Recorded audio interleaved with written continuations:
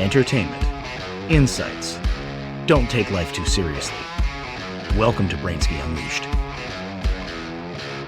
We just got to celebrate Thanksgiving, and upcoming we have Christmas and we have New Year's. Thanksgiving, if you're like me, you gobble down tons of turkey and stuffing and casseroles and desserts.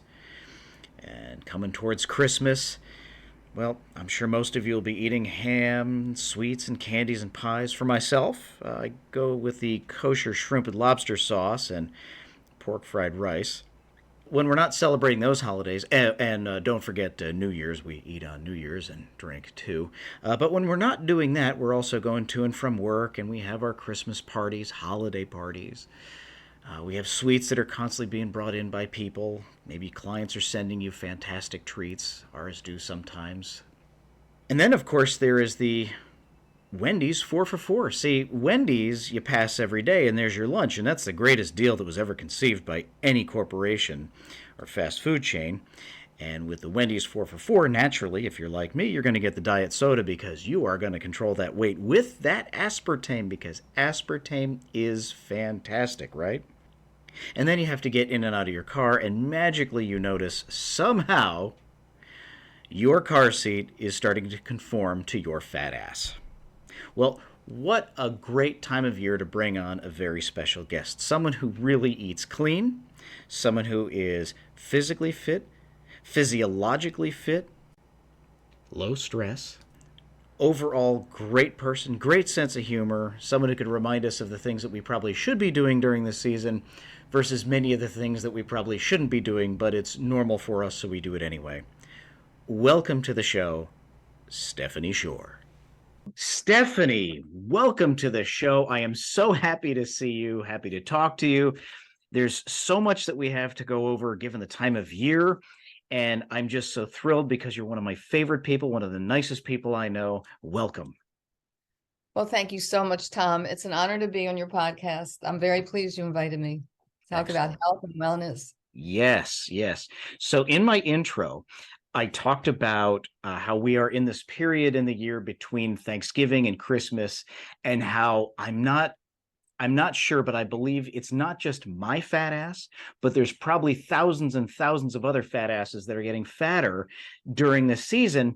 I was watching some of your YouTube videos over the weekend, and I love the fact that you literally you are unfiltered, and it's fantastic.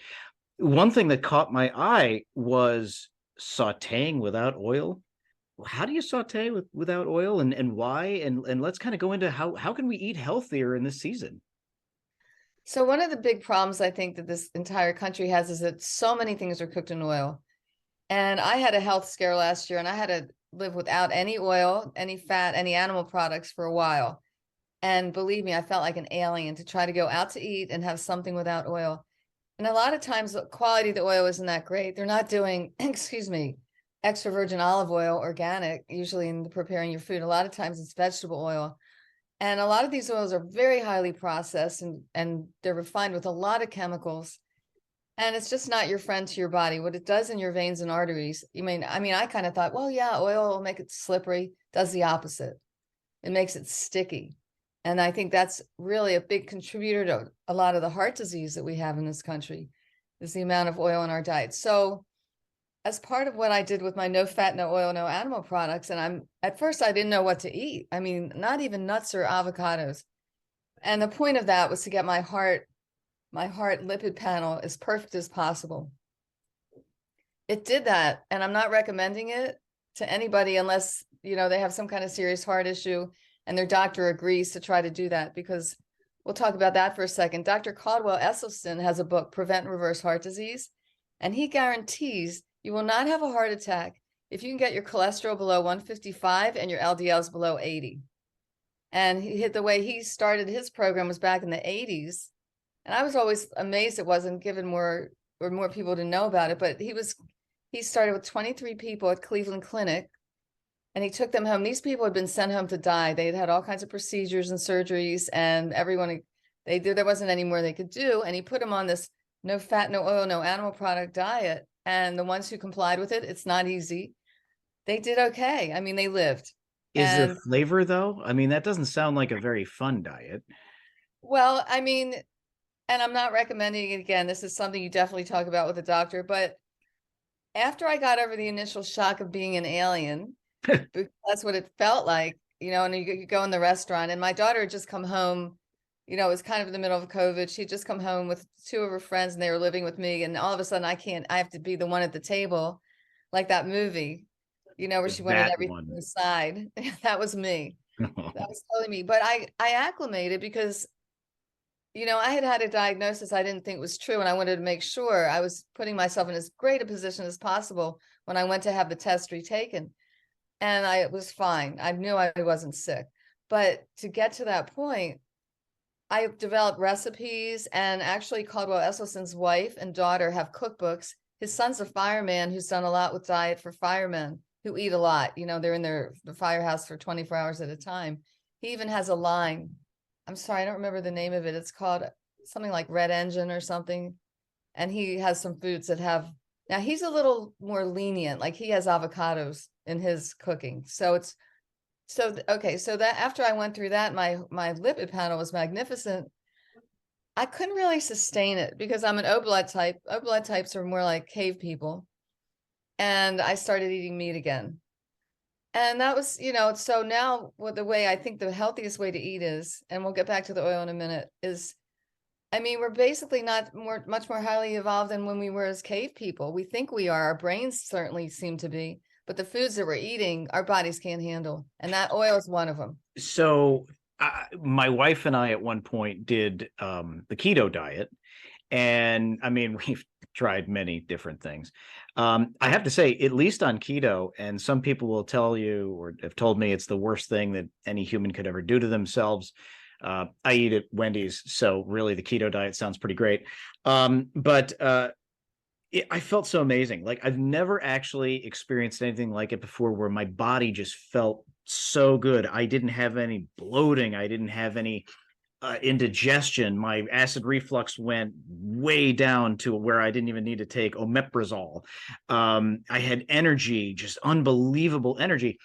And it sounds like your diet. I mean, are you straight keto at this point? I mean, because there's Not at different all. diets.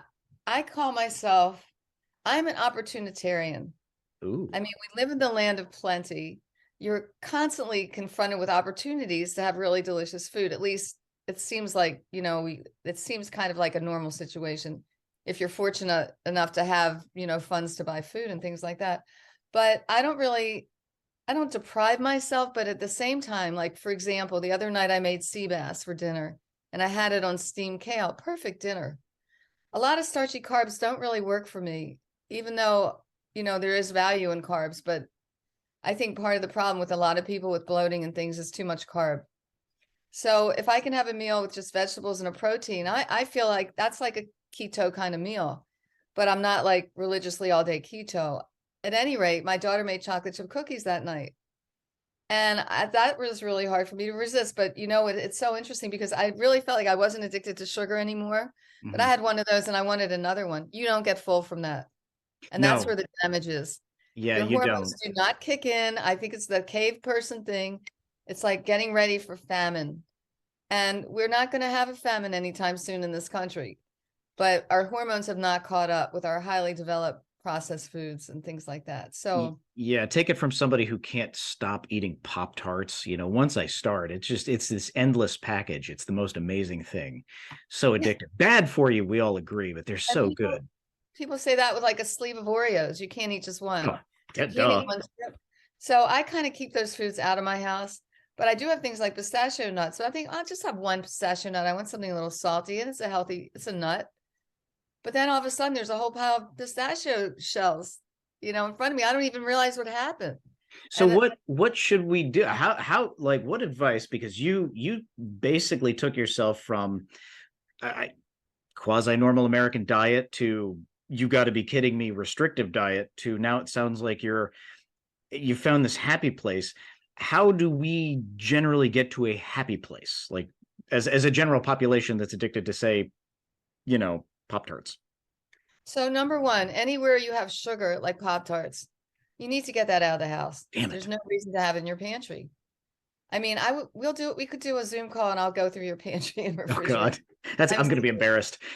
Well, no, but I'm serious. Not about that so much, but I mean, for example, if you have any vegetable seed oils, toss them. They're not your friend. Hmm, Plain okay. vegetable oil.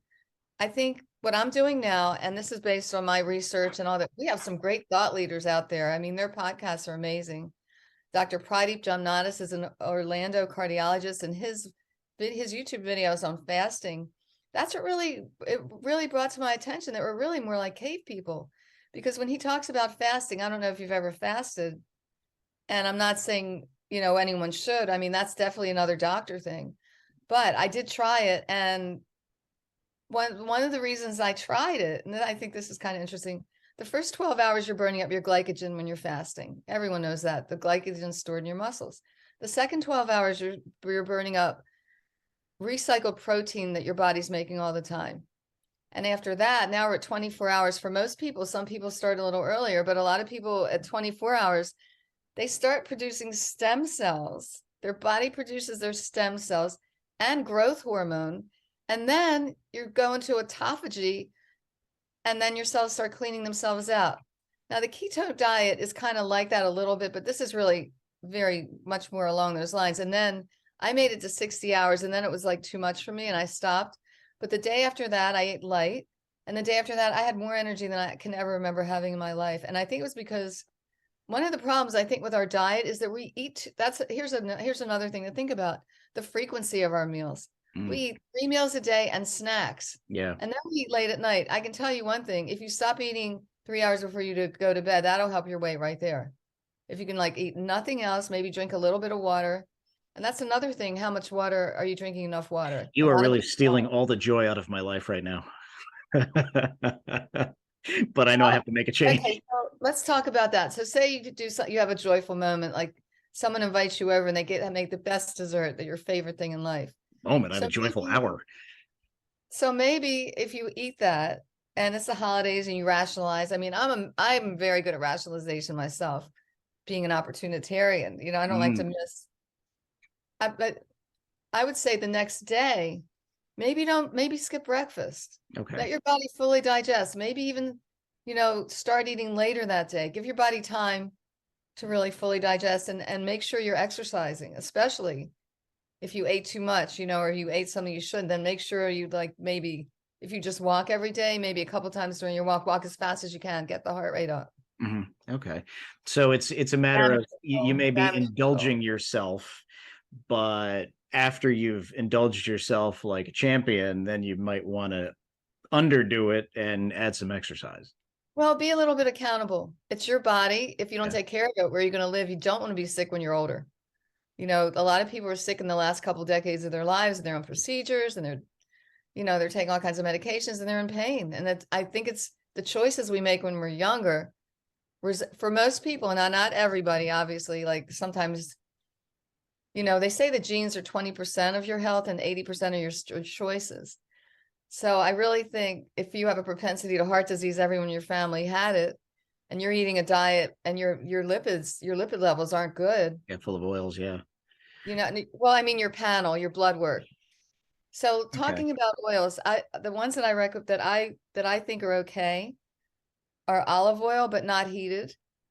And if you have to heat anything, I'm saying use ghee or butter or avocado oil and maybe grapeseed. We have ghee and avocado oil. So if I was to make a chili, you're recommending not using extra virgin olive oil. You're saying avocado oil or ghee. So let's talk about that. When I was on my no fat, no oil, no animal products way of life, and I was making chili, I thought, well, how can I saute an onion without oil? It just didn't seem to make any sense.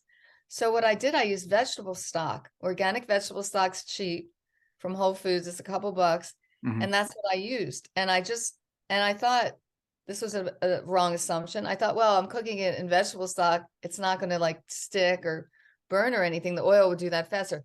That was wrong. You have to really keep an eye on it. It soaks the vegetable stock right away, and you have to keep adding it. And you just keep, and then you leave it, let it get soft. You never miss it in the chili. That's really the only oil I put in my chili. Do you use oil anywhere else in it for the onions? No, no. I mean, well, if I'm making a chili, usually it's a meat chili. I actually have a great keto recipe, and I would normally use the oil for the onions and the garlic, and just kind of brown those a little bit, and then I wouldn't add any more additional oil. So the onions I let soften.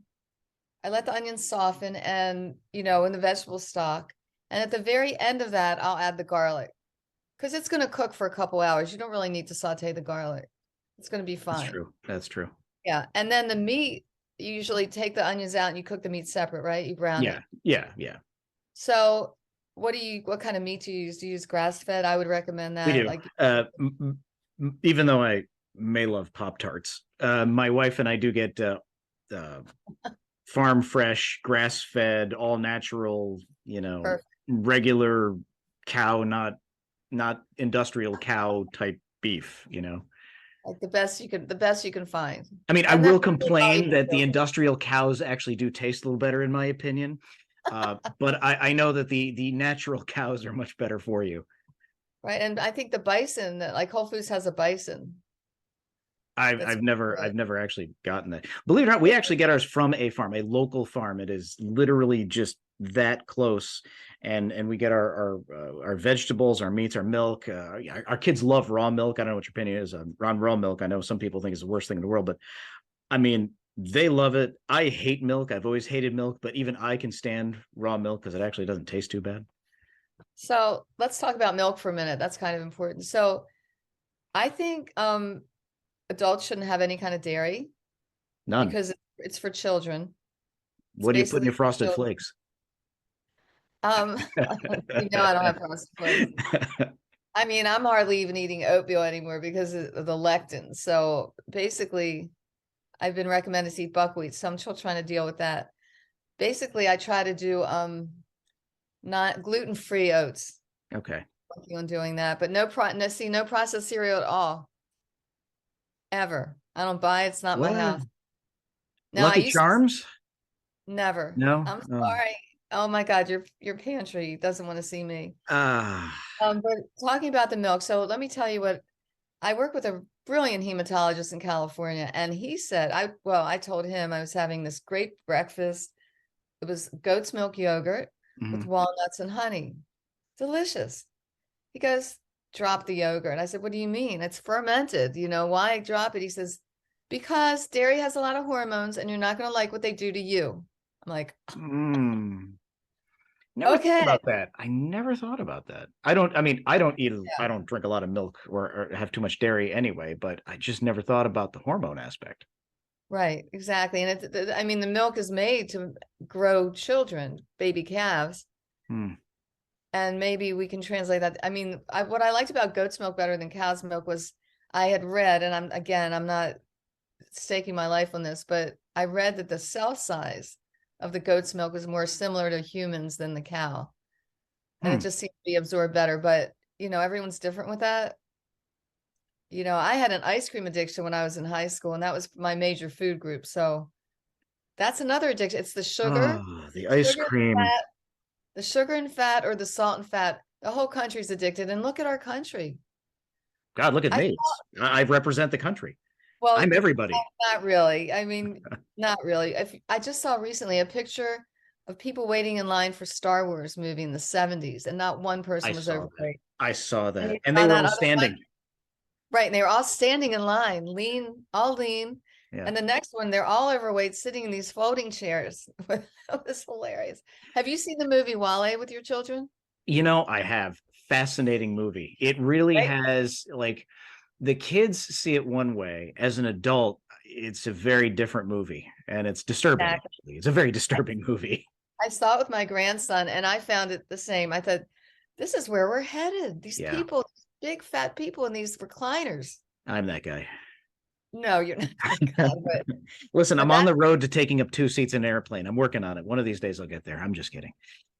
so the thing that I mean, at my point in life, at 71, I mean, there's a lot of things I think our species could have moved ahead a lot more on that I'm a little disappointed in. I'm not going to go into that here, but the one of the main ones is the physical shape that we're in with no exercise, so sedentary, and part of it is I mean, the internet's magnificent. I love it. I love being able to get information on any subject I want, anything immediately, and all sides of it. And you have to be careful. You have to wend your way. But if you follow the science, most of the thought leaders I follow, like ones at Stanford, Andrew Huberman, who has amazing podcasts about the brain. And then David Sinclair at Harvard is doing anti-aging research that's crazy great. So these things are all available to us. And then there's Pradip Jamnadas in Orlando about fasting and heart. But what And a you're lot of suggesting is that we take the time to learn. And I don't, yes, to the you educate know the ourselves. yeah, the internet is great, and I agree with you, but most of us spend time on the internet checking our Facebook status or watching what's going through the news on Twitter instead of taking the extra time that we have, because technically that should be extra time that we have when we potchkey around on the internet. But instead we don't educate ourselves. We just kind of play on the internet. I'm guilty of it. I mean, I'll be the first to admit I'm totally guilty of it. But what you're suggesting is that people actually manage their time. That's a lot. That's almost a tall ask. Well, except that there are shorts. All these people have like little short versions. You don't have to listen to the whole hour, 2 hours, whatever. A lot of them have little kind of short videos on YouTube. But I mean, to me, I guess it's fascinating to me that I can have a part in my future of my health and not be dependent on, what happens to me because I've eaten whatever I want and I don't exercise. It's like we kind of don't pay attention. I think we don't, it's just, we're not really taught to look at our bodies as something we really need to invest the time in to take care of if we want to have good health and we want that health to be around when we're older. Like when you're really young, I mean, nature is trying to keep you alive to reproduce. That's like the biological imperative. Yeah. And I mean, I think of what I ate in my 20s. I'm amazed I'm still alive. I mean, pizza and chocolate chip cookies Friday nights. And, Sounds great, doesn't it? it's really amazing because when you don't eat that a lot, it doesn't sound so amazing anymore. I know it's hard to imagine. It is hard It's to trust me. unimaginable. So Trust that me. It's hard to imagine. so so that means, it's a strong sugar addiction and a fat. Yeah. But the fats, I mean, you need fat. I'm not saying going low fat at all. I think that was a huge problem for our country. And everyone started eating a lot more sugar and leaving out the fat. Well, you need fat. And you need everything in proper amounts. I'm Did, not saying leave anything out. I'm saying eat balanced. Mhm. Try to eliminate processed sugary foods and no sugary drinks ever. No juice. Juice is not. Nah, and diet sodas, I guess, are out because aspartame is somehow bad for you. You know what? I think it's horrible for you. What I've read on that. I love you, Diet Coke. I miss you. Well, that's a really strong addiction. My second It husband is. was very addicted to Diet Cokes. He It drank is. about 10 a day, and he's not with us anymore. So I'm Yeah. not gonna. So let that Yeah. be kind of. I think that kind of contributed to his demise. Yeah. Where are you on stevia? It's okay. I don't think it's. I mean, I don't. It hasn't been around that long. I don't think it's harmful, but there's also monk fruit. If you want to Mhm. play around with that, monk fruit, the powder. It's kind of. It's It's not a bad either. sweetener. Yeah, it's a sweetener. And I use honey once in a while, and I use maple syrup a little bit, but I don't use a lot.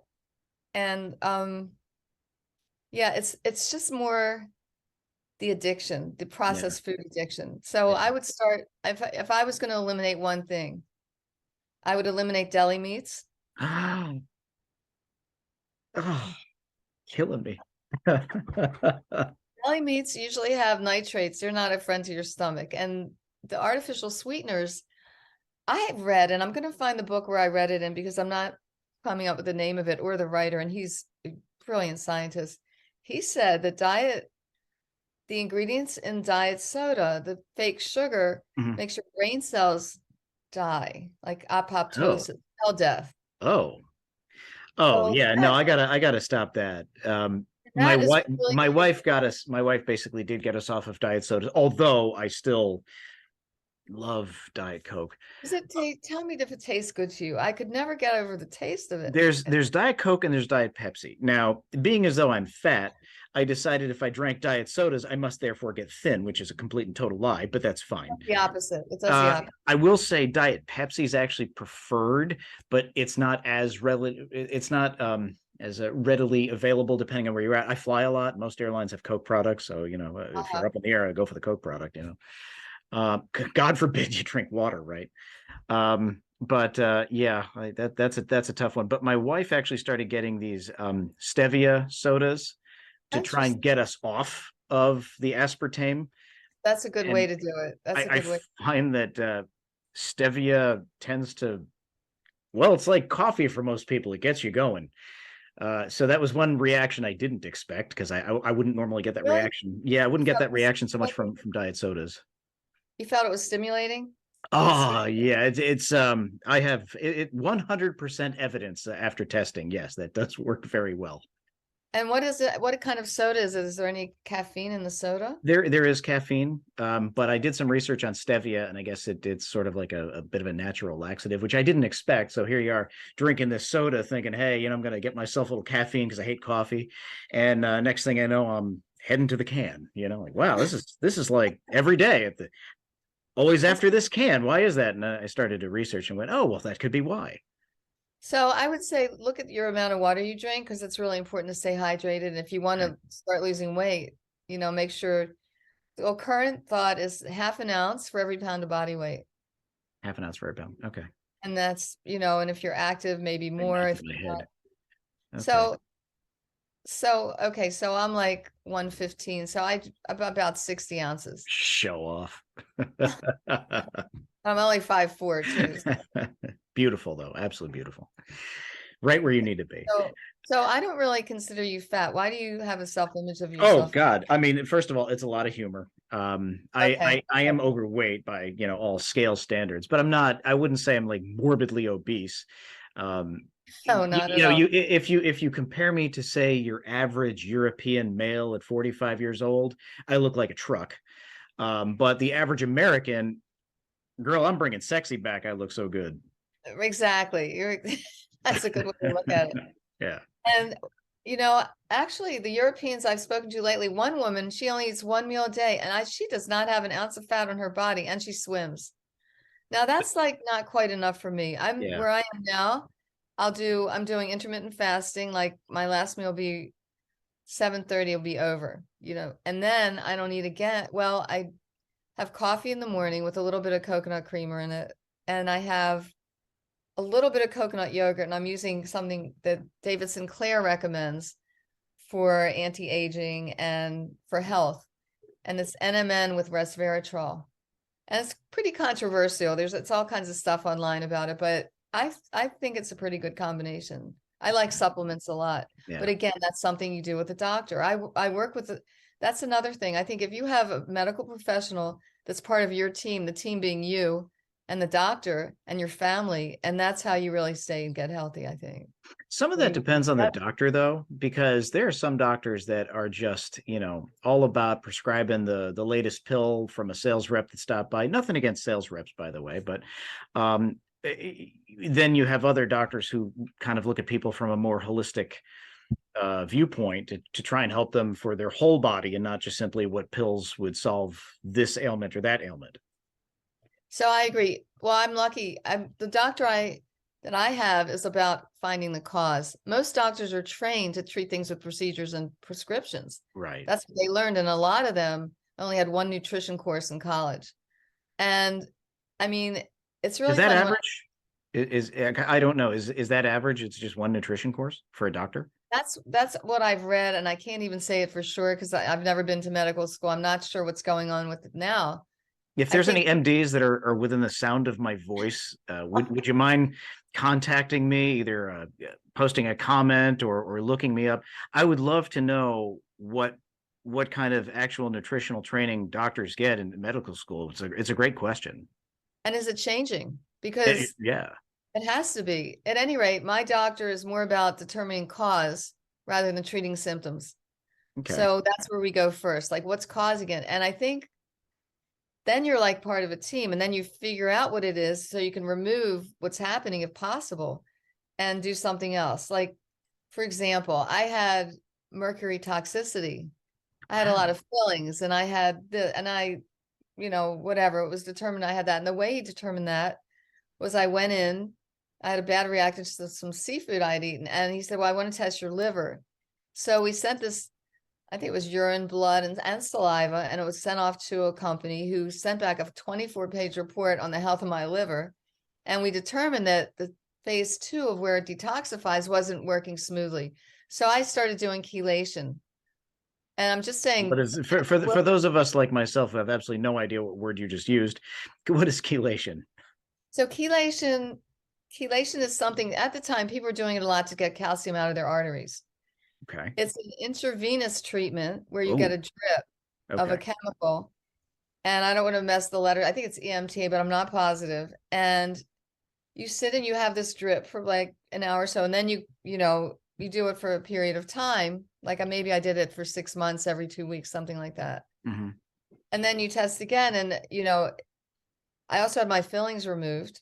That was That's fun. a good idea. There's a lot of bad fillings that are still out there. Yeah. Modern fillings, at least in the last 20 to 30 years. Not that I would know anything about dental, except the fact that I own a dental laboratory. But the materials have come a very long way, and there is a lot of really old amalgams that are out there that just are not great compared to what you can have. So if anyone does have any of these things, it's definitely go see your dentist. Dentists, you're welcome. And dental health is critical. It is. Not have good health, I believe. If your teeth are not in good shape, because anything wrong in your mouth is seeping into your blood. It's not a good thing. And gums have to be healthy. I mean, I think to me, that's like, if you have no other money for anything for your health, get your teeth are so important. Oh, don't get me started on things like root canals. Like, I cannot stand the idea of a root canal because what you're doing is you're just taking the pain out of a dead tooth and leaving the dead tooth. And I mean, anything dead in your body, it's not like it's going to maintain, no cells or anything. I don't know. I never was one who would look at that and go, yeah, you know what? I'll get a root canal. I'd much rather have the tooth pulled and spend the extra coin on an implant. It's a much better restoration, long term, better for the body. But not a fan of root canals. So you're saying, and that's really interesting to me because if I could take all the time I've been in the dental chair my whole life, it was probably 3 months if I put it all together. Oh I am boy. when a dentist sees me, he was like, oh, I mean, I have beautiful teeth now. I had braces for years. It's one day I'm going to write the history of my dental history because it's comprehensive. All right. So to all of my dentist friends, Stephanie Shorr, she's the one you want to go for. She is the client that you need to land. Well, now I'm actually pretty good. I have an amazing dentist now. Forget everything I just said. Forget that. Move on. Even to the point, okay, I'll tell you just one aside, one adventure I had in the dental chair was this was like in the 60s, and I was a hippie then. So I went in with my long hair and my ragged jeans, and I was barefoot. And the hygienist, I swear she tried to drown me. And she kept pouring water. Anyway, that was my most dramatic dental experience. I'm still stuck on the fact that you went to the dentist barefoot. God, that's Yeah, we disgusting. went everywhere barefoot then. It was the Oh, 60s. We were hippies. I know it sounds gross now, but at the time it okay. was Okay. Please just tell me when you go to the bathroom in an airplane, you wear shoes. Well, you were at Mega and you heard when JT called me up on stage, I got my boots on really fast. Of course I wear shoes to go to the bathroom. Oh my God, I would wear rubber boots over my shoes if I had them. Girl, I have seen so many people go into those bathrooms in bare feet. Are you I know serious? airplanes very well. Again, I have two very Oh my distinct careers, God. a dental field and aviation. And I know the filth that is in those bathrooms, and the fact that people do that, wow, it's just disgusting. And never, ever, ever drink coffee on an airplane. Why is that? Not that I would. You don't, I get to teach you something? Of course. Oh my gosh. So the tanks that are in the airplane, um, the water tanks do get disinfected on schedules. It's not that they never do, but there's a reason why when you go to the bathroom and there's a sign that says do not drink the water out of the tap. Well, the same tanks are providing water to the coffee makers. The only difference is the water's being boiled. Oh, if the people could see your face right now. Well, that's another reason why I won't drink coffee on a plane. There you go. You're welcome. But it usually doesn't taste very good either. I mean, I haven't had it in decades, but Well, now Yeah. depending on the airline, they now advertise, oh, we're using such and such a brand of coffee. Our coffee is great, and it's like, yeah, but look at the water you're using. It's nasty. No thanks. So let me suggest something to you that I've substituted for soda that you might try. I'm listening. Okay, so I take seltzer. Okay, I take a glass and I put cracked ice in it, and I'll put maybe 1 to 2 ounces of pomegranate juice, Palm. You've seen those cute little Yeah, bottles. yeah, yeah. Yeah. So 1 ounce, maybe two to start since you're used to the sugar and all that. Mm-hmm. 1 ounce or two, and then fill it with seltzer. Okay. And then I'll take mint and I'll muddle it, like a mortar and pestle. I'll kind of just Mhm. crush it a little, put those mint leaves in there. I'll do a sprig of rosemary. Huh. And then I'll do a couple slices of ginger. I'll grate the ginger in it. I don't mind the little crunchiness of it, but it is delicious and it's Okay. very healthy for you. So then you can feel all, proud of yourself. You're not drinking soda and it's really pretty delicious. Okay. So get the sugar out. So I would say, for weight loss, you have to get the sugar and flour and deep fried foods, Oh, all that stuff. I mean, like I said, right? I've done keto. Very, very, very hard to maintain, but I mean, I lost weight. I felt great. I looked good. There's a lot to that. I am going to ask this: is it just me, or I mean, maybe it's everybody. I don't know, but when you change diets, if you do some of the things that you're suggesting, right, then is it fair to at least let the average listener who maybe doesn't bounce around diets like they change their underwear, is it fair to let them know that their body will not feel amazing immediately? Like it's almost like your body has to go through a bit of a change for a few days. Like it's almost like an unintended side effect of changing your diet. Does that sound accurate or is it just me when I Well, change my diet? if you're trying to cut back on sugar, your body is going to try to resist that because That's it's the an addiction. It's withdrawal. like Yeah. heroin. I don't think it's any different. It might be even, I can't, I don't never been addicted to heroin, so I don't know if it's harder, but I will tell you, when I gave up caffeine, I think I was in my 40s then, I gave up caffeine. I remember lying on the bed in pain. And I said to my then husband, I said, if this isn't worse than heroin, I don't know how you would ever quit heroin because this is horrible. And it was only caffeine. So the body gets very addicted and different people are addicted at different levels. And I would drink 1 cup of coffee a day. I don't ever drink soda anymore. I mean, really, So you do drink coffee, 1 cup a day. but And it's now caffeine. yeah, I can have, well, now I've gone back, so I have Okay, a all little right. caffeine. So I have a Okay, little caffeine early in the day. If I have it late, I don't sleep. makes sense. But it is normal to have that. I mean, it could be. What do you think? A week or 2 weeks where someone maybe who's listening to the show and they go, hey, you know what? I really want to make a change in my life. Right. It's completely unrealistic to think, well, I'm going to throw everything from my pantry away. I'm going to go to the store. I'm going to buy all these new things that are much better for me. Tomorrow morning, I'm going to start.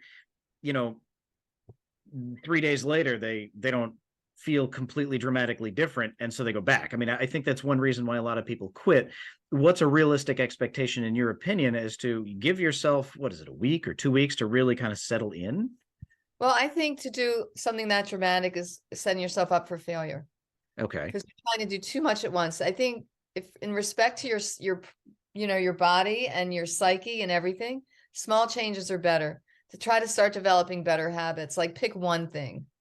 Like the okay, one thing could be start with, am I drinking enough water? If you drink enough water, you probably won't eat as much. That's one thing. true.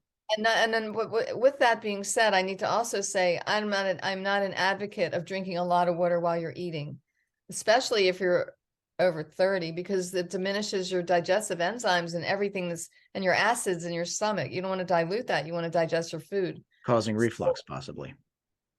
Well, you don't want to have it, Yeah. so to me, So don't as drink anything while you eat. How long after you I'm eat? not going to say stringent like that, maybe a Okay. little bit of water. Okay. Depending what you're eating. I mean, don't torture yourself over it, but don't be like some people will drink a big glass of water before dinner. I don't think that's the answer because Hmm. then I think you're really diluting your digestive juices and you want your body to digest things as well as possible. The acid reflux, I think, is what I see from a lot of people is eating too much. Overeating Mm, is like the worst thing you can do for your body, and your body will let you know. You know mm. that. Yeah. And No, the thing is, I hard have to not. reflux, and reflux, believe it or not, also shows up on the teeth. My dentist will tell you that. It does. That's true. It's like acid in the mouth, It right? does wear your teeth down, yeah. Let me ask you this while we're having this conversation. So I drink lemon and hot water in the morning, and a hygienist once told me it was melting the enamel in my teeth. Is that true? Not a Lemon juice? dentist, not a dentist. I restore teeth, so I don't want to commit to All that right. one. But I would say I'm not going to say it's impossible. She knows more about it than I do, so I'll defer to her opinion. But I would say it's probably possible because it's an acid if you're doing it often. We're supposed to brush our teeth, often, right? Because acids and the things that we eat erode that enamel. Right. Well, I think that probably at least to maybe rinse your mouth after the lemon water is probably good because that was one of the first things I realized that something that's good for you. Lemon juice is alkaline in the body. Mhm. I mean, it's an acid that has an alkaline effect when it's in the body, but that something could have a good effect and a bad effect at the same time.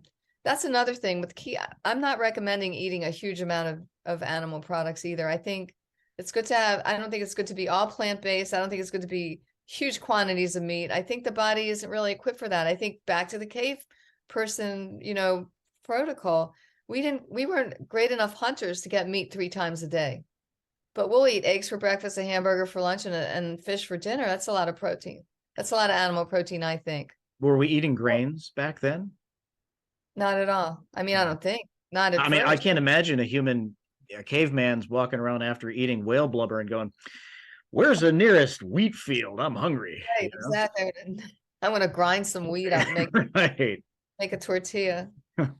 Yeah, so I think the starchy carbs are a problem to eat too much of, and I think cooking with oil, if you can eliminate some of that, Mm. that will put you in the right Or direction. choosing a better oil at least. Choosing a better oil and, again, you know how I use it's not that I never use olive oil. Like I'll make a vegetable, I'll steam a vegetable usually.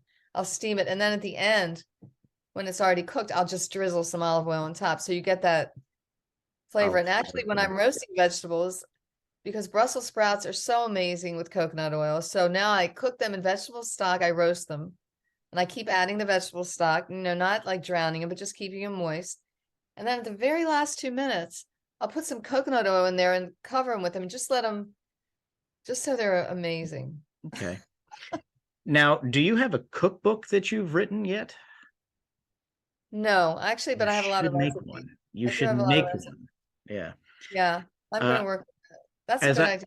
yeah, as I was going through your YouTube channel, I thought to myself, geez, if you don't have a cookbook, maybe you want to actually put some of these recipes together. Yeah, I have a website I used for a long time. I still have it active because I have a lot of my old classic stuff. It's kind of like my archives. It's called yourbetter.health. Okay. And I still Yourbetter.health. every year I pay for that domain name, and it's not cheap because someone else wants it apparently. Oh gosh, I mean, if you could sell it for a lot of money, do it, and then just get another one. You're even Yeah, better. you're even better health. You're That's a even good better idea. health, and then you've sold the one for a lot of money, and you still have something very similar. Oh, that's actually a good idea. I have to look into that. But I Very, have that could I be have some very videos shrewd. on it too. I have some funny videos I did. I did a series with a friend of mine, The Health Quest of Tassie and Steff. And she was not living a healthy lifestyle at all. So we did some videos. That was when I Okay. first started playing around with that. But that's my archive. That's my Okay. library. Yeah. Now I do know that you're working on a book. Can you tell me what is the status? Is this book, does it have a website yet? Do you have a publisher? Where are we at with that? So where we're at with that is I'm developing a program that's going to generate the book. So right now I have the program in a presentation phase, Okay. in a keynote. It's a keynote presentation. And I was actually going to promote it as a course because it has a lot of good basic information. Okay. And that's available for order from my website, but I'm still tweaking it. Um, on my website also, there's a free self-assessment, and it's just stephanieshorr.com. And the small steps with Steph is it's not my program so much as my kind of motivator. I want people to take small steps to improve their health. I don't think it's good to do everything at once. You set yourself up for failure Yeah. Oh, because I, it's I, I agree. a lot. It's a lot. And if you just start the first step, you drink enough water, Second step, look at your exercise. Third, what are you sleeping enough? Sleep is the foundation of good health. Most people don't get enough sleep. That's true. You actually had something about that on your social media where you extended your sleep. And what was the result of doing that? And how did you do it? How can, like for me, I normally will get about 6.5 to 7 hours of sleep. How can you actually consistently extend that sleep? What advice do you have for that? You know, even if you just stay in bed and meditate to get your body used to the idea of not like leaping out of bed when you wake up. Okay. You know, that kind of helped me. I found that I felt amazing. I had more energy. And there's a woman doing research. I don't remember her name. I could find it for you, but she's doing research with some athletes and she got them to add 2 hours to their 8 hours of sleep. Now they're at 10 and their performance improved. Their peak performance was measurably improved. Okay. So it makes sense. I mean, again, what does the body need? We don't really think about that so much. Our minds are so busy. We have so much to do that we've generated. You know, we have these busy lifestyles and our bodies kind of run along behind us, And trying to keep. that's true. What you said is especially the mind. For me, and I'm sure many others, it's the mind. You wake up and the mind just immediately goes into overdrive, and you know, I I can't necessarily just very quickly turn it off, which is tough. So It's very tough. And yeah. if you meditate, that's one way to do it because then you get into your awareness, which is kind of behind the busy mind that's always telling you Mm. what to do next and to better your position. I mean, the body, you know, the mind is like geared to help you survive. Are there any courses that you could think of that are, right off the top of your head, like, hey, go to this to learn how to meditate or anything like that? You know what? To meditate, I can teach you in 1 minute how to meditate. Just start. 1 minute. Okay. And you can do this with your wife. I did this with my mother once. It was very enjoyable. The first basic exercise to meditate is to just sit quietly with each other and just breathe in and pause just for a second and then breathe out and then pause in and out and for 2 minutes. Okay. And then every time a thought comes in your head, because like, you know, your mind's so busy, what am I going to do next? What about this? I forgot to do that. Every time you have one of those thoughts, just think, I'll take care of it later and let it float out the other side. Like just let the thought go. Don't attach to it. So you're visualizing just letting the thought float out of your head. Just like, yeah, you don't, Okay. you say, I'll deal with it later. I'll deal with it later. I'll do that when I'm finished. This is my moment that and you'll find it's fun to do it with someone. You can do it without someone too. And I would say to start, I mean, when I started meditating again with my great late second husband, we spent a lot of money. We spent, oh my God, a lot of money to do transcendental meditation. And they took it to each in a separate room and gave us a special mantra. I mean, you can just say peace in your mind while you're breathing or just focus on the breath. Either one. Mhm. If you need a word, whatever word make you feel good at thinking about. And that don't have it be like a food that's not good for you. So don't be thinking Pop Tart, huh? Right. Pop Tart's not your mantra. So it would be, and that's another thing. When you think about Pop Tart, think about what would your life look like? What would you look like without Pop Tarts? And I might see, look the same because that Wendy's 4 for 4, but that's another story. well, that's another, and that's Yeah. another, so that's another Yeah. pillar of it. But Yeah. start thinking about, you want to think about yourself on the other side. Okay. And Jillian Michaels pointed that out to me, that one thing that really helped the people that she was helping with their diet was to think about how they were going to feel when they reached their goal and focus on that. But with meditating, you can start with that. I can find some more exercises for you if you want, but just that 2 minute one, Okay. just to get started and breathing in and out and breathing in and breathing out. There's another thing you can do using the breath that I like to tell people about, that if you breathe in to the count of 3 and breathe out to the count of 5, it's very relaxing. Oh, okay. Okay, so you want to exhale longer than your inhale. Okay. Okay. I'm gonna try Get that. yourself, I'm sorry, to get yourself, I just wanted to finish the thought. Oh, yeah, go Get ahead. yourself more revved up, you do the opposite. You Really? inhale longer and exhale shorter. Yeah. Okay. I've been through breathing exercises before with certain people, and that 3 to 5, I think I'm trying to recall, but I think that one resonated with me pretty well, just physiologically. So I'll have to give that a shot. I also didn't realize the revving up portion. No one ever actually mentioned that to me before. I think it kind of works. Like if you're feeling like kind of tired and you want to bump your energy up, try it. Just see Okay. what you think. No, I like that.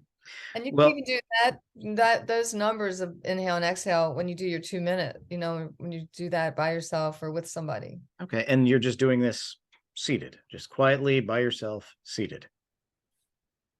If you want. I mean, you can seat it as best, or you can Okay. sit in the lotus position, with your hands like that if you want, but you don't have to. All right. Just So seat no, and relax. no, Don't cross your arms or legs. Keep okay. everything like straight.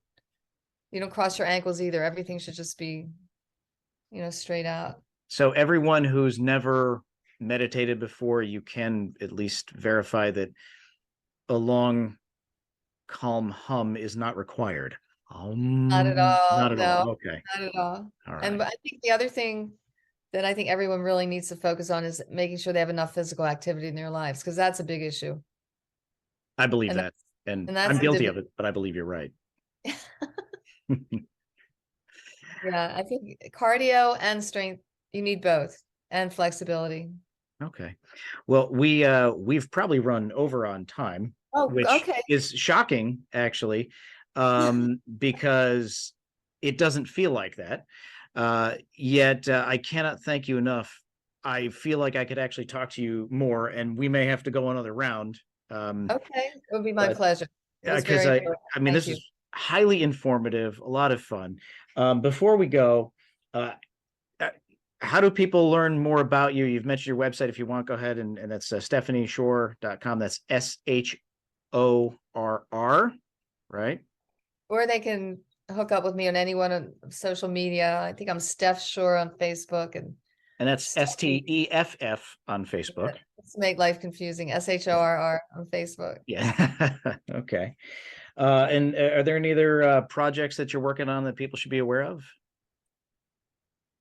Um, well, I'm actually trying to work on some pilot programs to do with maybe bus drivers. I have worked with bus drivers before in Broward County, try to get work on their weight and their, Oh, because okay. that's a very sedentary job. Oh, And I I agree. owned a gym. This is our closing, I guess. I owned a gym for 12 years.